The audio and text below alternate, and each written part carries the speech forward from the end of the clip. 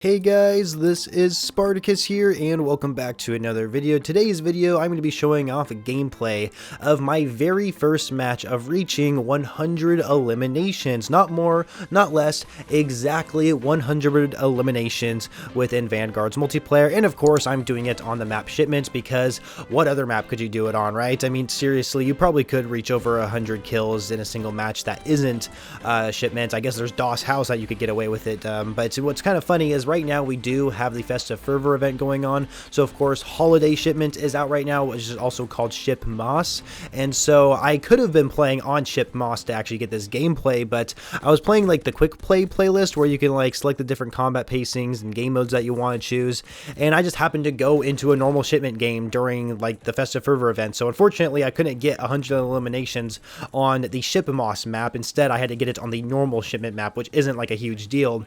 But either way, the big deal is for this video is of course that I got 100 eliminations for the first time within Call of Duty Vanguard. And what really bothers me personally is that it's a 100 eliminations, not 100 kills, because there is a difference between getting kills and getting eliminations. Eliminations are kills, but they can also count as assists, which is something that I really don't like that the Call of Duty has like adopted recently in the past few years. We first saw this within Black Ops 4 and I still didn't like it back then, and I still don't like it now, because really the only, I guess, benefit to having the elimination system in the game where your assist also counts as like a kill essentially is to make the player feel better about themselves. And I just feel like that is catering to the huge casual player base out there, because they're thinking that when they look at their KD and combat record, they think, wow, I actually am better than I think I am, but really you're not. Like, I think in this game I have like a 1.4 KD or something like that, or elimination / death ratio, whatever you want to call it. I think I did have that, and what's kind of funny is before the Festive Fervor update I said I had a 1.19, but that was when I was using shotguns, especially the Gracie Auto, which was garbage. But now that I'm using more reliable weapons such as the NZ41 in this gameplay, my KD has gone up, and I don't know if it became more accurate since that Festive Fervor update or something, but I noticed after the Festive Fervor updates that all of a sudden my KD was just like up way more than it should have been. But I think it's only tracking your elimination / death ratio, not your actual kill death ratio, which I think is ridiculous.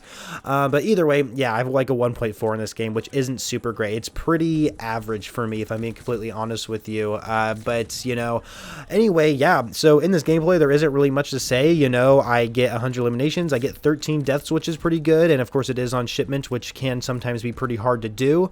But the NZ41, which I'm using in this gameplay, is just a monster. I'm going to argue and say that this is the best primary weapon we currently see within Call of Duty Vanguard right now, and if you're not hopping on this weapon, then you are missing out. It's also really good in Warzone as well. I haven't technically used it that much in Warzone yet, but I will pretty soon. I'm not really the Warzone type, if I'm being completely honest with you. I am more of a multiplayer Call of Duty person, but either way, NZ41, hands down, such a great weapon. There was just some instances where I literally did a 180 on an enemy and I just took them out instantly. Like, I just deleted them. Like, it was insane, like, how powerful this gun is. And of course, the vital damage on it is pretty high as well. Getting those headshots is extremely crucial for killing enemies extremely fast in core modes.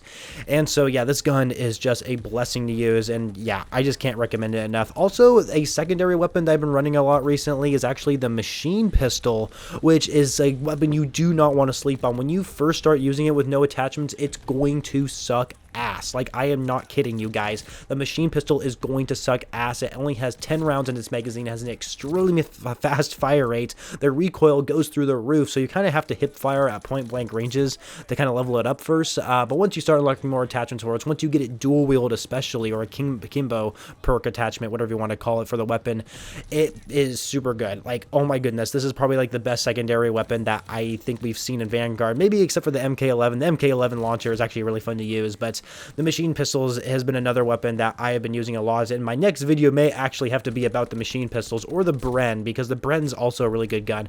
I am starting to use a lot of good weapons in this game, you guys. Like, for the first, I would say, month that this game was out, I was pretty much only using shotguns, which I sound like a scumbag because, you know, shotguns are really powerful, especially the combat shotgun, but I was using all of them. Like, I was trying to get them all gold, and the Gracie Auto was just a pain in my ass. It took me so long to get that thing gold because of how garbage that gun actually is.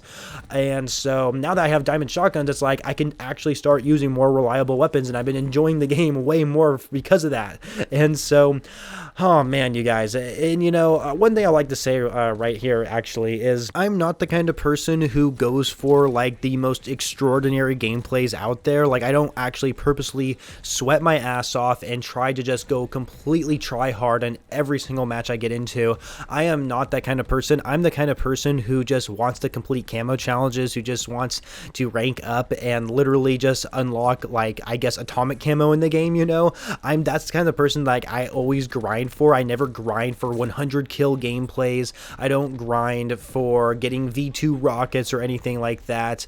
I'm just not that kind of person. Like, you know, this kind of gameplay where I go 113, these are the kind of gameplays that literally just happen to me randomly. Like, it just happens. Like, I don't purposely go for it. And it actually wasn't until like kind of towards the end of the match where I realized I was getting a lot of kills. I think I noticed I was like getting over 80 kills, and then I was like, you know what, I can get 100 kills this game. So I just called in my flame knot and started going to town. Sure enough, I got 100 eliminations right off the bat. And so yeah, and like I was really hoping to get a V2 rocket. That actually was not in my mind at all while I was playing in this gameplay. Like, I was not even thinking about getting a V2 rocket, and I have to go back and actually look exactly like how I guess many more kills I would have needed. Like, what was my highest kill streak, I guess, during this gameplay, and so how far was I off from the actual V2 rocket? I don't know. I'll get there eventually. But you know, there is some Call of Duty games where I've never earned a nuke before. Modern Warfare 2 is a great example, even though in that game it is pretty easy,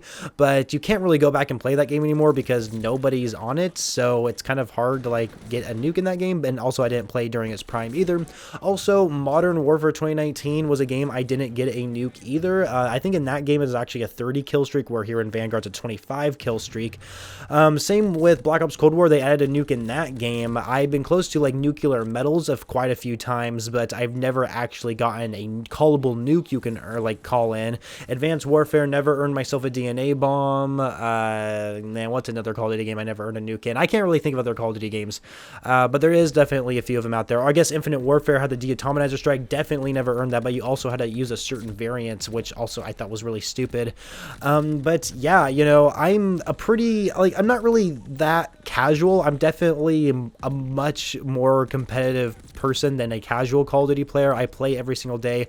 I'm very knowledgeable about the series and pretty much every single title in general, and so I'm definitely not really a casual player. I definitely take the game more seriously when it comes to actually unlocking certain things, but I'm not a pump stopper who actually just has to go for those 100 kill gameplays and has to go for nukes every single match. Like, I am just not one of those people, because I feel like if I was, I would be extremely frustrated. But I also find myself using the same guns over and over again. I don't know if you guys have noticed this, but when you watch gameplays where they're just absolutely crazy, like they get themselves a V2 rocket, they get over 100 kills and something like that, but have you noticed that they're using the best weapons in the game?